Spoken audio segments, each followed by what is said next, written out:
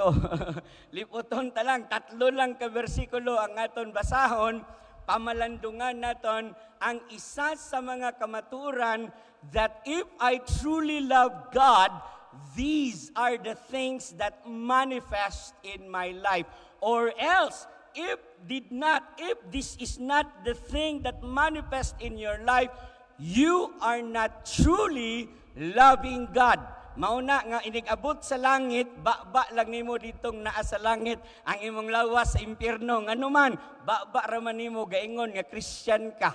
Ba lang nimo gaingon nga Kristohanon ka, but it cannot be seen in your life. This is the thing that we will be talking about this morning in 1 John chapter 4 verses 19 to 21. Okay? May I request you to please stand with me. 1 John, we will read the text, 3 verses only. 1 John chapter 4 verses 19 to 21. 3 man lang ni ka bersikulo, dunganan naton ba sa tanan. Okay? Ready, begin.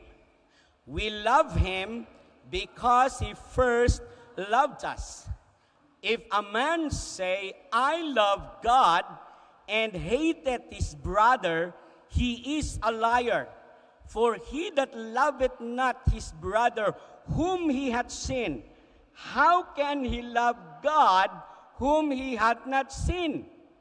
And this commandment have we from him, that he who loveth God love his brother also. May the blessings of the Lord be upon the reading of His word. Magapungko ang tanan.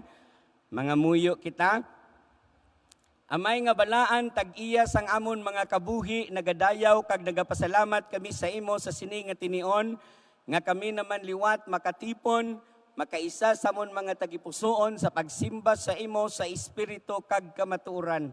Salamat o Ginoong Dios sa sining mga kanakan nimo kami tanan nga nagrespondi sa imo gugma to come to your church and worship you, because we acknowledge that without you, we are nothing. And so we thank you, dear Father, for you have allowed us to gather together today. We pray for your spiritual blessings to each one of us who are here in the auditorium and those who are joining with us via Facebook live streaming, that as we ponder upon your word, we will be able to understand what your word is all about. And that, dear Father, as we enter here to worship, we will also depart to serve. So we pray for your Holy Spirit to give us the wisdom and the understanding of your word, so that we will be able to have it, understand it, and desire to apply it in our lives. We pray, dear Father, for your blessings to the Glendale Baptist Church who are celebrating their 10th church anniversary. We pray for your blessings to our lead pastor, Pastor June, who will be challenging the people there, that you will be able to empower him and them, so that like us, we will have the desire to apply your word in our daily lives, so that when Jesus comes anytime, we will be found faithful. Be with us as we continue to worship you by studying your word. For in Jesus' name we pray. Amen and amen. Okay, manifestations of truly loving God. This is the topic, this is the theme and the title of our study this morning. The manifestations of truly loving God. Amo na siling ko gaina sa entrada, kung gahigugma ka sa Dios, unya dili ni makita nga mga manifestations, you better check yourself whether you are in the faith. Kay ang tinuod mga kauturan, when John writes his book, there must be or there is a radical expectation for John that all his readers will be able to understand this message. As we know that John is called John the Beloved. Nga aman, kung inyo na makita sa drawing bala sa Last Supper, inang nagsandig sa dughan ni Jesus, siya na kuno si John the Beloved. And probably he is the youngest among the apostles, in which he was the last to die. all of the apostles died in a way that the world is not worthy to do to all the ministers of God. 11 of them were they were tortured to death. Si John naman niya, he was tortured when he was still alive, but he died the natural death. So 12 apostles were tortured for their faith in the Lord Jesus Christ, but John, who was tortured before, he died the natural death. Paano sa gin-torture, pastor? Simple man lang, natry na kamo paso sa mantika sa ginprito nyo nga tilapia? Namit, hindi. Namit magkaon sang pinirito nga tilapia, pero ang mantika nga nagtapik sa imong panit, perti kasakit. According to tradition, John the Beloved, ginprito sa kalaha. Unya, nakita sa mga taga-torture, di man ay mamatay, prito. Gaginhawa lang gyapon. So ginkakas nila sa kalaha, gindala sa Isle of Patmos to die. Sa Isle of Patmos, it's an island nga wala kahoy, wala man duta, puro lang bato. Can you just imagine, naluto ka sa mantika, gipainitan pa jukas bato? Wala gyapon napatay si John. That was the time, according to some writers, that he was able to write the book of Revelation. When he said, I was caught up, my body was caught up. So, that was the time, according to some scholars. He wrote the book of Revelation. Pagkatapos sulat sang book of Revelation, wala man sa gapon napatay. He died in an old age. Milagro na sa Ginoo mga kauturan. But this man has something to say about love. Because when he first met the Lord Jesus Christ, when Jesus called them, Peter and Andrew, James and John, he said, come, follow me, and I will make you fishers of men. That very moment of his life, he committed his life to following the Lord Jesus Christ, even up to his death. And so, he has all the kind of love to tell us, and what kind of love it is that we need to manifest in order for us to truly love God, as we say this morning, I love God. Do you really love God? Amo na mga kaunturan ang aton pamalandungan sa sini nga aga. And I hope and pray that this will minister sa aton mga kabuhi kay, because whether we like it or not, we learn to love each other. Amen? Do you love each other? Sabat! Sabat lagi mo ba kay kabalo na jud na sila nga maestro manggod ko, di ko ganahan nga mo hinay pakyut-kyut ramos ko Sabat, o di mo kabalo maghambal nga yes or no, ana-ana ragodo, yes, no. Amo lang na para mabalaan ko ga-respond ka mo, okay? So, ari na, makadto kita anay sa verses 7 to 18. Ang background sa sini nga text is actually one unit. This is one of the test of loving one another. Ang verses 7 to 21, ang iya topic is loving one another. Please don't get me wrong.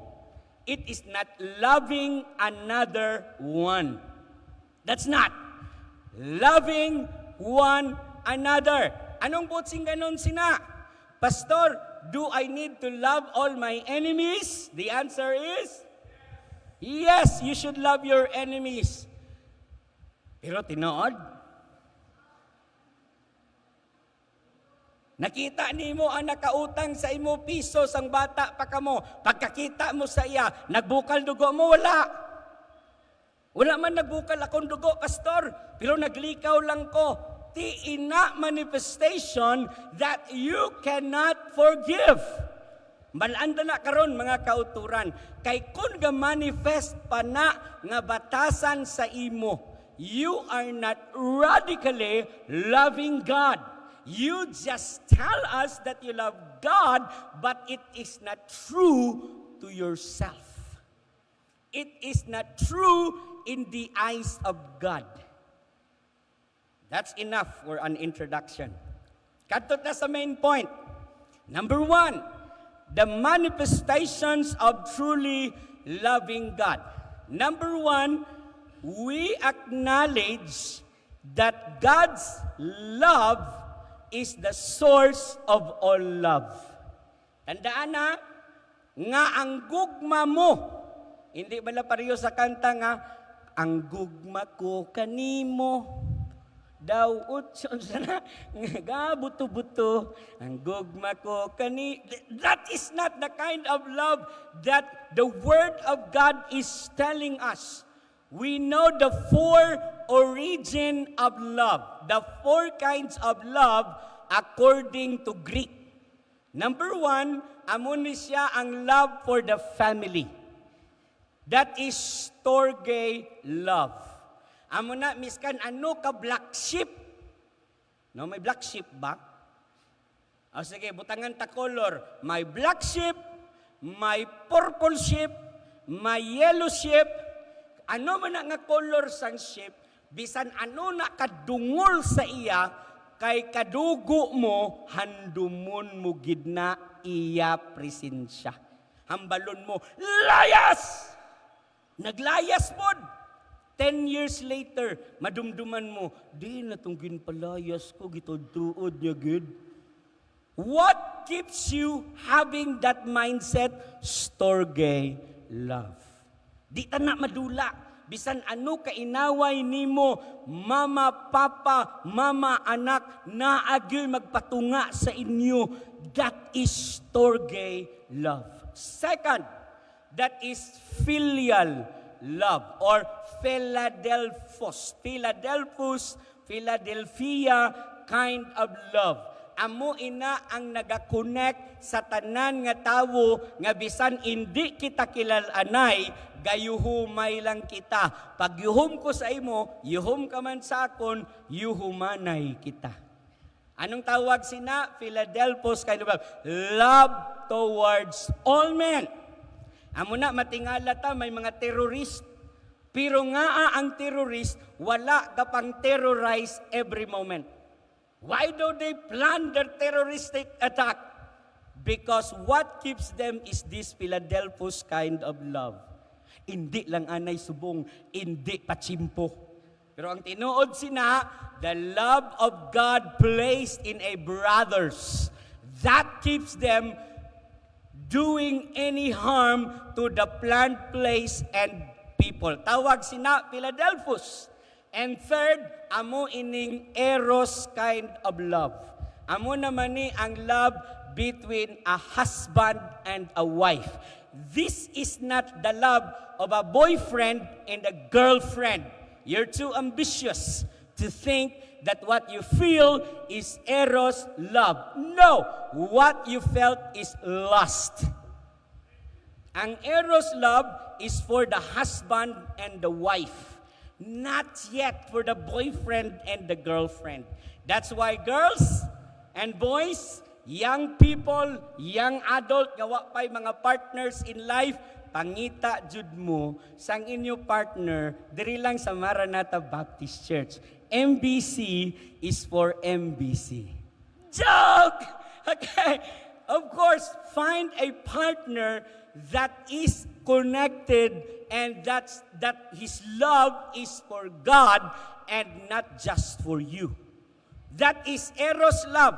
So, love between the husband and the wife. So, kita nga may mga asawa na bisan ano pa, kasi karanay naton, inaway naton, talikdanay naton, in the middle of the night, when we sleep, we smile at each other. That's eros love. Bulagay na ta! Sige, bulagay lang, uli lang to sa inyong balay. Balik lang kung ganahan ka na. Labi, ay, eros love na. Pero kabalo ka mo, kung wala ang ikaapat nga love, useless ini tanan. Why do family breaks? Because they have eros love without the fourth love. What is the fourth love? Agape. Agape is the unconditional love of God that should be coupled with our love for our family. That should be with our love with the brothers. That should be with the love of my spouse.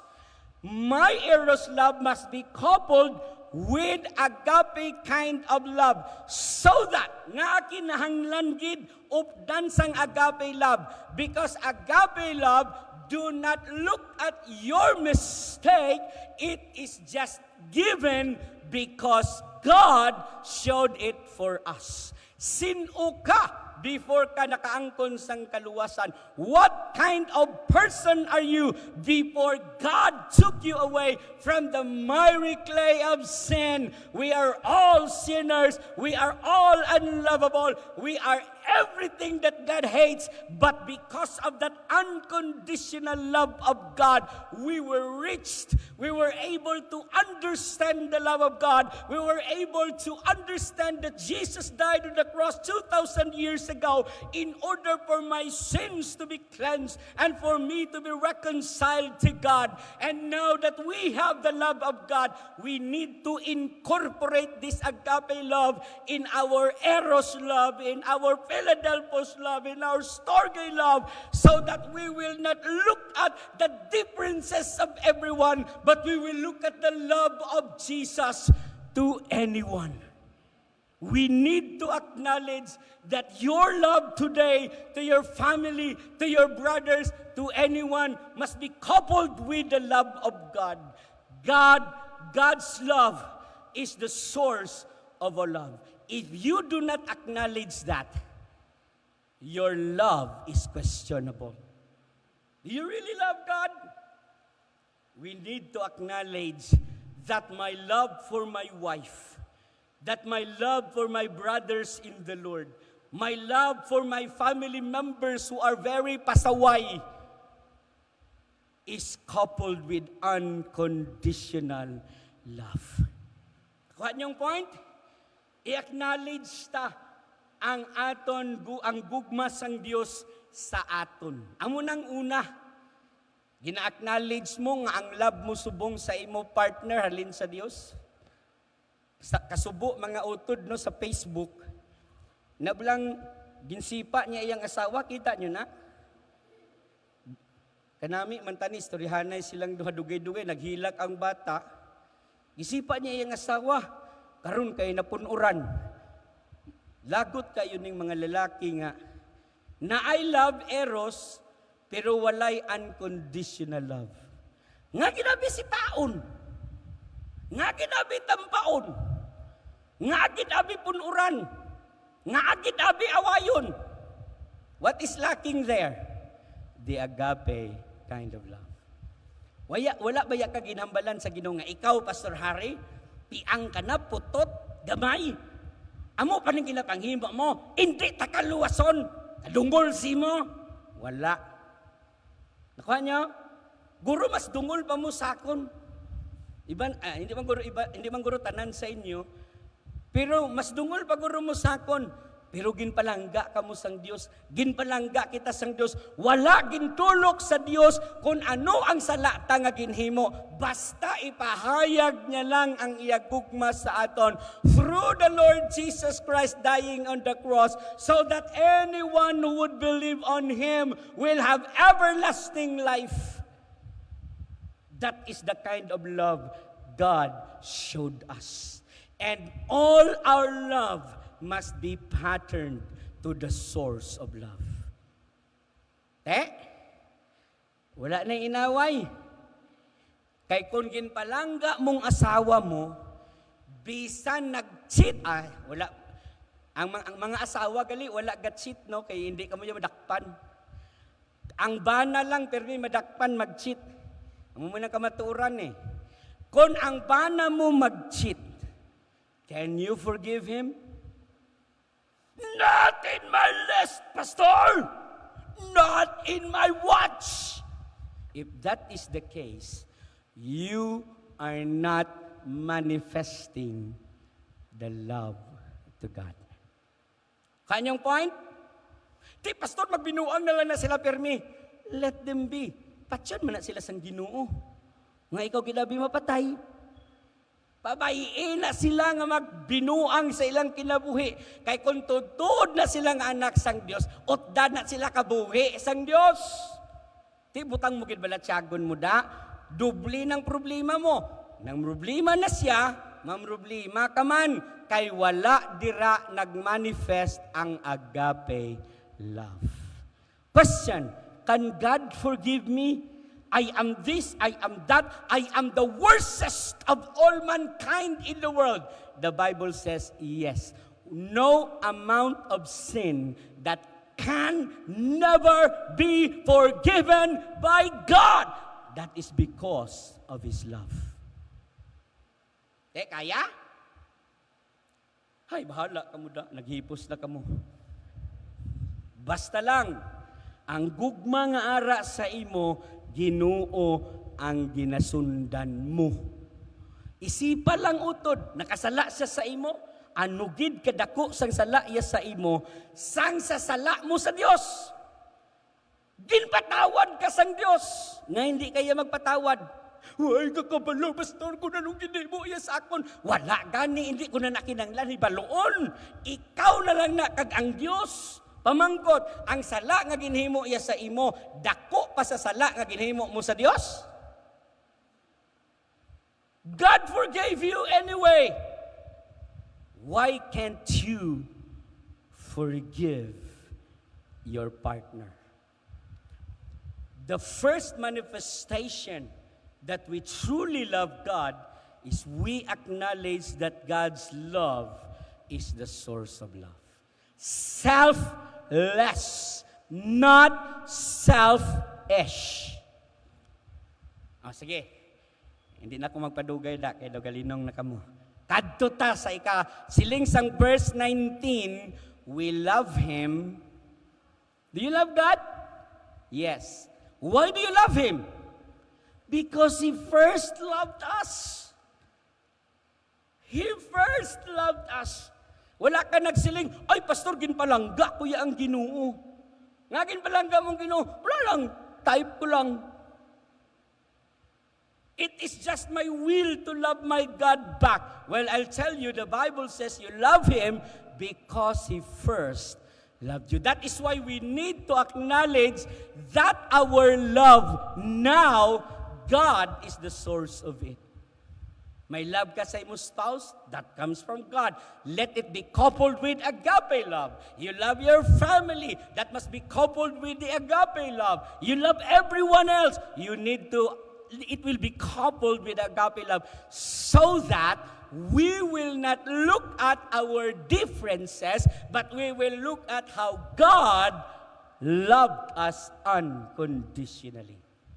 That's number one. He first loved us. Number two, we do not harbor manifestations of truly loving God. Number two, abi basahon naton para personal jud kaayo. Everybody read, start. We do not harbor any negative feelings towards anybody.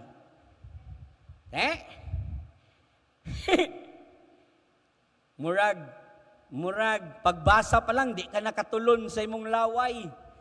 Kaya nga aman, may ginakaugtan kagid. Now, let's read verse 20. If any man say, I love God, just like you said, hello, just like we said we love God, and hateth his brother. Sa 1 John 13:15, gaina. 1 John chapter 3 verse 15, gintunan namon gaina sa first service. He that hateth his brother is a murderer. Pastor, what does it mean by hateth? Your brother. Philadelphus, that is not only your Storge brother, that is every brother in the world. You hated them.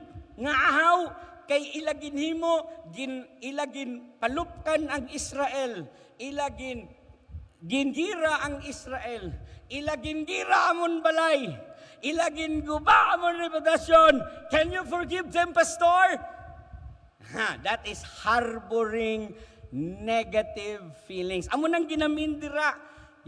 If you harbor any negative feelings, you say you love God and you are having that, you are not actually loving God. You are a liar.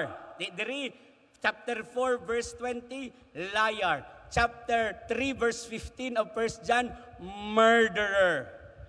For he that loveth not his brother whom he hath seen, how can he love God whom he hath not seen?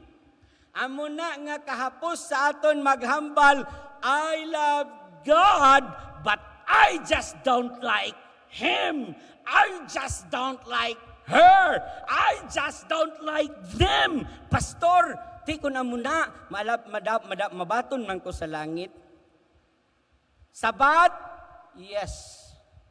Wala question ang kaluwasan mo. Ang question mo, relasyon mo sa Diyos. Wrong.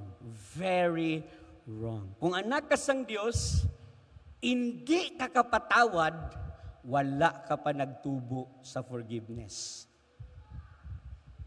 Hapaw pa kaayo. Amo na nga kon, nami ang wali, ari ka. Pero kung iguon ka na sang sala mo, gainit ulo mo sa pastor. Bong, piang na nga putot. Kulang na lang ako ngalan, gin-mention. I-mention ko pa diyaw. So giri ko, anay, umali ko man sa mga kabuhi nyo. Hindi man ko omniscient. Ang punto lang, that if you have a negative feeling towards anybody, do not tell me you truly love God. Sindihan? Sige. You love God, ha? Siling nyo bala? Yes, I love God. Unya, may hibubunot ka. May aligot-got ka. May ginaugtasan ka.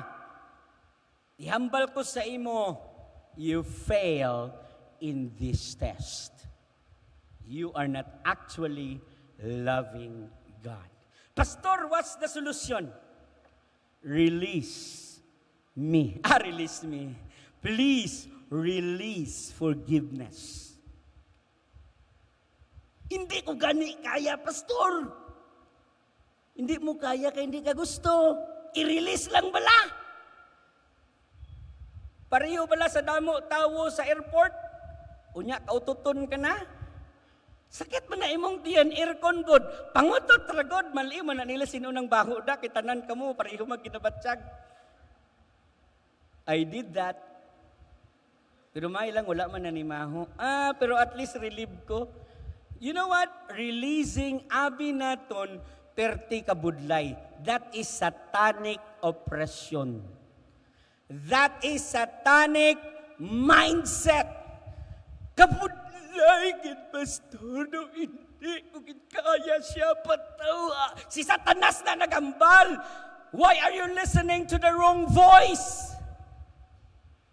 God's voice is always this. I forgave you of all the things you did.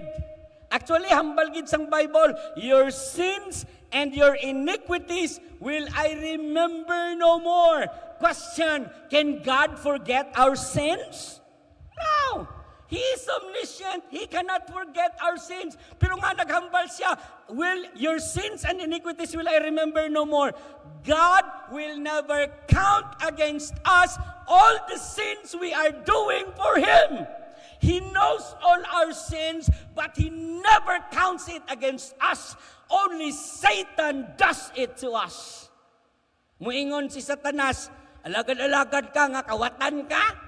Alagad-alagad ka nga, ginaway mo tong silingan mo. Simba-simba ka, dason pagkatapos, pasibangdan mong silingan mo. Siling mo na dayo, no? Di na ko mga lagad. You listen to the wrong voice. That's the devil's voice. Walay sala nga ginhimo mo, nga wala ginpatawad sang Dios. Do you understand that? All your sins in the past, that's justification. All your sin in the present, that's sanctification. All your sins in the future, that's glorification. They are all forgiven by the Lord Jesus Christ on the cross. Why bother the devil's voice? Anything you harbor in your heart against anyone is Satan's voice. If you truly love God, release all those negative feelings and emotions toward anyone. Pastor, 10 years na iyang utang, wala pa ginbayran. Forget it. Ha? Ano ho na lang itong 1 million ko? Forget it. Nga man, tanawan nyo bala? 10 years na nadula ang 1 million sa imo. Nganong buhi ka pa man? Sabat! Napatay ka sang wala ginbayran ang 1 million mo. Buhi ka pa man, makakadlaw ka pa man, ang nangutang sa imo 1 million, buhi man, pero di na sa kayuhom. Why bother? Hello? Nakuha niyong point? As long as we are alive, God is blessing us. Never entertain any negative feelings toward anybody, because if you do that and you say you love God, that makes your love to God questionable. Ay, ambot na lang gid sa inyo. Pautangan yun ako kay di ko na bayran. The point is here. Kung ikaw anak man sang Dios, kabalo ka mo, kami nga nakautang, nga may mga utang, kung kisa wala kami ginapatulog ni Lord. That's why it takes us humility. That's me personally. I cannot pay all my debts. Uy, pastor, nangutang. Sino kitabi hindi mangutang? You know what? Every time God moves me to remember all the persons nga ginautangan ko, I prayed for you all to forget my debt.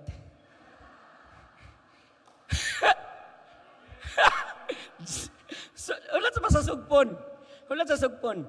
That you will forget all my debt so that when God bless me and I will pay you, double ang inyo joy.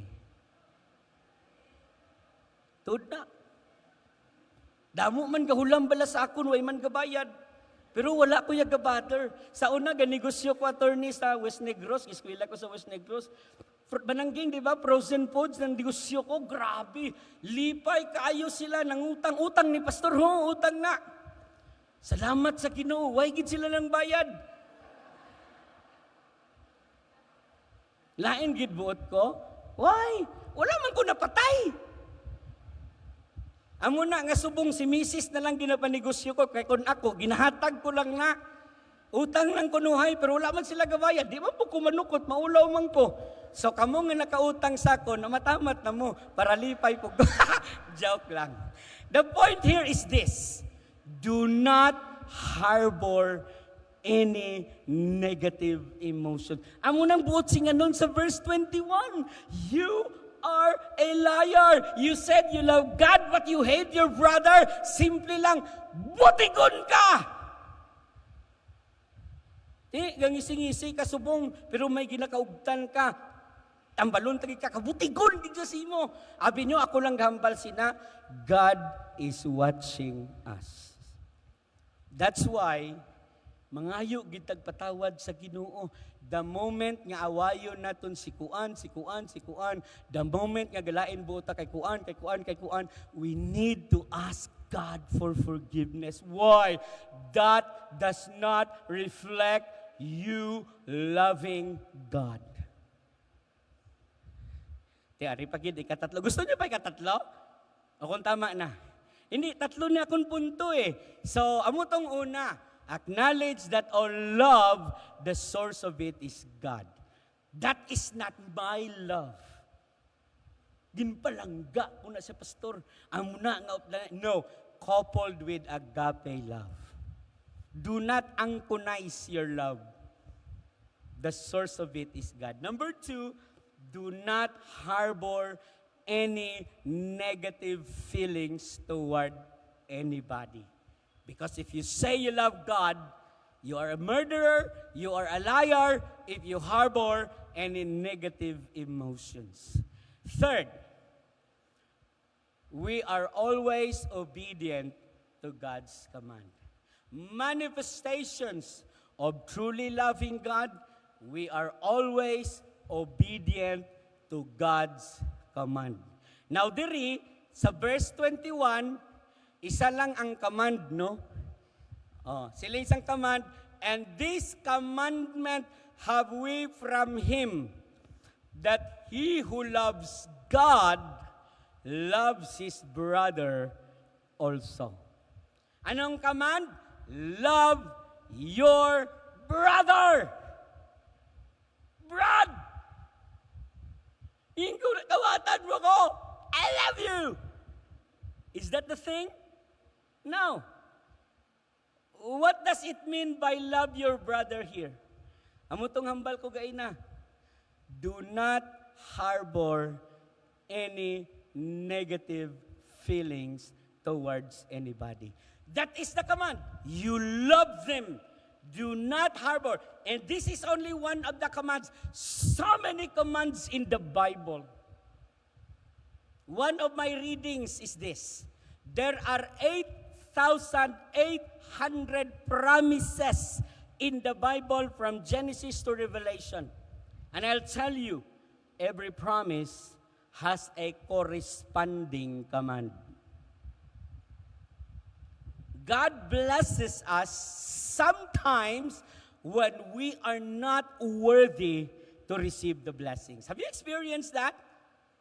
Na balang ginakaugtan mong utod mo, kita naigi ka mo sa SM, dason ang iyang grocery, damo pa sa imo grocery, pero may utang siya sa imo. Boom! Boom! Damo pa iya grocery sa imo, galangot imong buot. Di ba? Pero wala mo sa gintandog, nga man, kabalo ka, nga anak ka sang Diyos. Later on, ma-realize mo, kay wala mo sa ginhilabtan, wala mo gid sa gin-confront, you just prayed for Him, bisan jutay ang grocery mo, you are satisfied. That's the difference. Satisfaction that does not come to anything in this world because true satisfaction comes from God alone. So if you truly loving God, obey His command. Diri, love your brother. In other portion, go and make disciples. In other portion, you love God. You love your neighbor. These are some commands. So if we love God, and then our lives contradicts to the Bible, you are not loving God actually. In short, kung ikaw tutuod nga nagapalangga sa Dios, ang kabuhi mo na ara sa sintro sa kabubuton sang Dios, ang kabuhi mo ara na sintro sa pulong sang Dios, in short, ang kabuhi mo hindi sa lawayon. Nga pasaway ta kung kisa, self ang nagapanguna. Nga agalay na yatong buot, pride is the key. And then we say we love God. Umunang mga batasan na to. Di, Pastor, buot si ganun, di naging kumangaway. Oo! Ayaw na mong pangaway. Kamu nga mga palaaway, no? Punggi niyong balatyagon. Allow the Word of God, allow God to control your ego. Kita man nga ginaaway, hindi man kita magpasulabi nga maglain aton buot sa nagaaway sa aton. Release forgiveness always. Kabalo kamo kung amo ning klase pangabuhi, bisag way kwarta, muingon ang amahan sa babaye, mabuhi mo ni akong anak, ang sabat, huo, pero niwang lang. Sa amon ba, before kami nag-asawa, kaya mo ni buhion? Buhi na, niwang lang.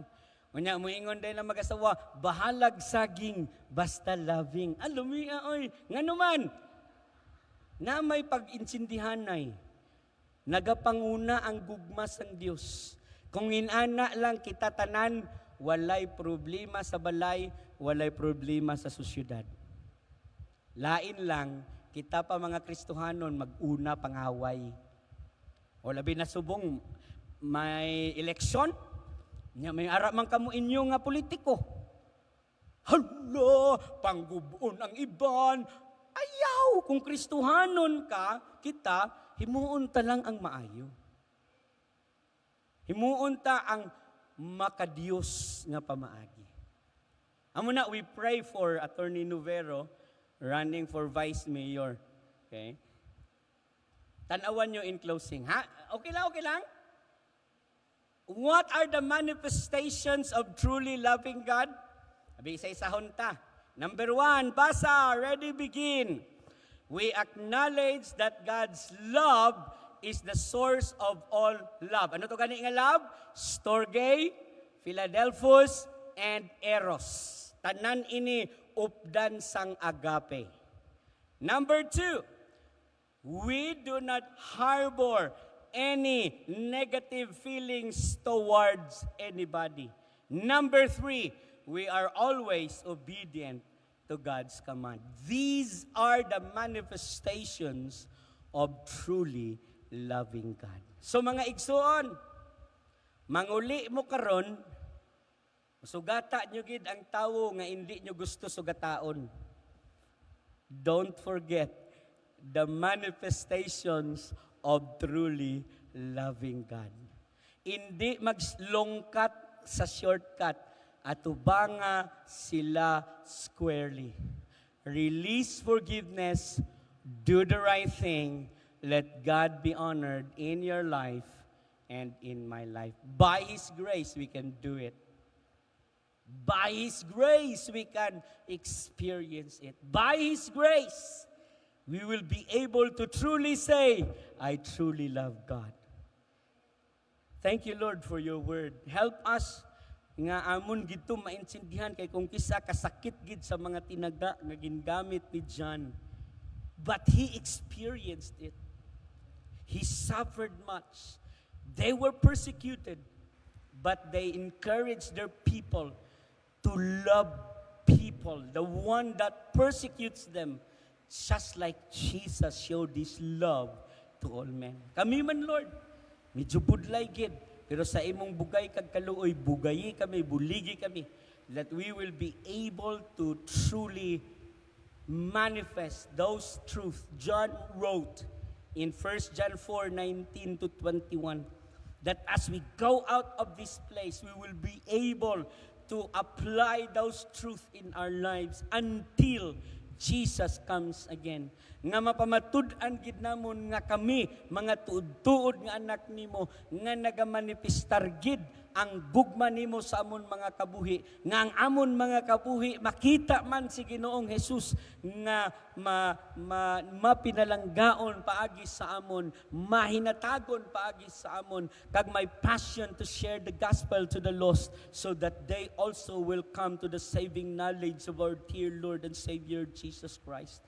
Lord, strengthen every one of us and help us nga maintindihan gid namon ang imo pulong, and this will change our outlook in life so that who we are before we enter here will be changed after this service and until Jesus comes again. Not my will, but yours be done. Be with us as we continue to worship you by returning the tithes and give our sacrificial offerings. For in Jesus' name we pray.